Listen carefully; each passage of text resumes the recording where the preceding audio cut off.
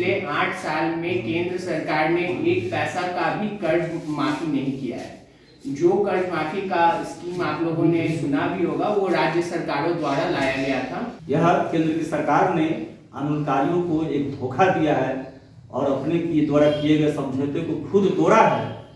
इससे उनका चरित्र अलोकतांत्रिक हो गया है। किसान आंदोलन के नेताओं के साथ जो समझौता हुआ था, लिखित आश्वासन दिया था, वो तमाम आश्वासनों से मुकर गई है। इसी परिस्थिति में संयुक्त किसान मोर्चा ने पूरे देश में दूसरे वर्षी के मौके पर राजधानी में राजभवन मार्च कर दिया है।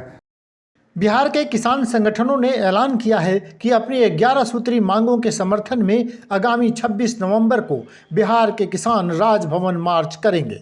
अखिल भारतीय किसान संघर्ष समन्वय समिति के बैनर तले बिहार के प्रमुख किसान संगठनों के नेताओं ने पटना के छज्जूबाग में एक संवाददाता सम्मेलन को संबोधित किया। किसान संगठनों ने कहा है कि किसान आंदोलन की जीत की दूसरी वर्षगांठ पर पटना में राजभवन मार्च का आह्वान किया गया है। बताते चलें कि 26 नवंबर 2022 को किसान आंदोलन के 2 वर्ष पूरे हो जाएंगे। 1 वर्ष से भी ज़्यादा लंबे समय तक चले इस आंदोलन ने केंद्र सरकार को 3 कृषि कानूनों को वापस लेने को मजबूर कर दिया था।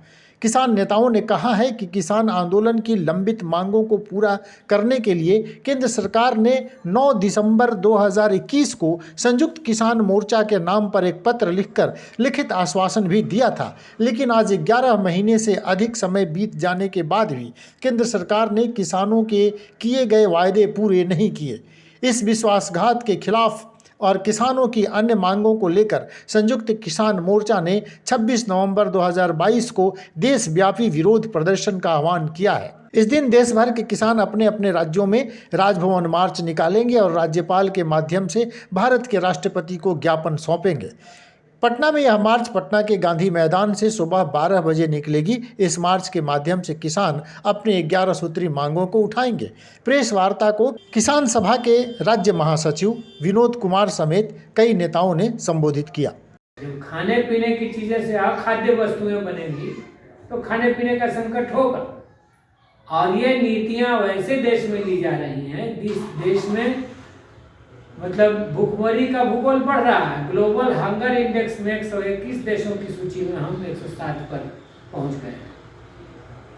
यह शुद्ध रूप से गरीब विरोधी है, किसान विरोधी है, और सरकार लगातार कॉर्पोरेट के पक्ष में नीतियां ले रही है।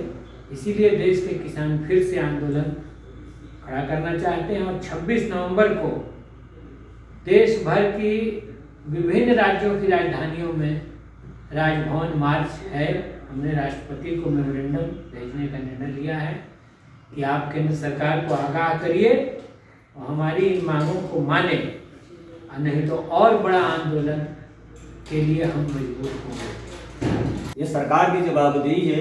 जो फंड, जो रुपये पूंजीपतियों के पीछे उनके पूंजी को आगे बढ़ाने के लिए, उन उद्योगों को उबारने के लिए जो खर्च कर रही है, वो किसानों पर खर्च करे। यह केंद्र की सरकार ने आंदोलनकारियों को एक धोखा दिया है और अपने द्वारा किए गए समझौते को खुद तोड़ा है। इससे उनका चरित्र अलोकतांत्रिक हो गया है। ऐसी स्थिति में कि बिजली बिल 2020 को वापस करने का जो कहा था कि इसको हम वापस करेंगे, और माने न्यूनतम समर्थन मूल्य पर कानूनी गारंटी देने के लिए हम कमेटी गठित करेंगे, उन्होंने अभी तक नहीं किया। इससे साफ जाहिर होता है कि हम किसानों माने केंद्र सरकार से आशा न करके आशा हमारा भंग ये हो गया है। इसलिए आंदोलन के मैदान में उतरने के लिए हम बाध्य होना पड़ रहा है। और आज किसानों के सर पर जो कर्ज मुक्ति का जो सवाल खड़ा है और एमएसपी का कानून बनाने की गारंटी, किसानों के लिए सस्ती माने बिना शुल्क का बिजली मुहैया करना, ये जो मुख्य मांग है, इस मांगों पर लेकर आंदोलन को तेज करना आज किसानों के समक्ष एकमात्र विकल्प है।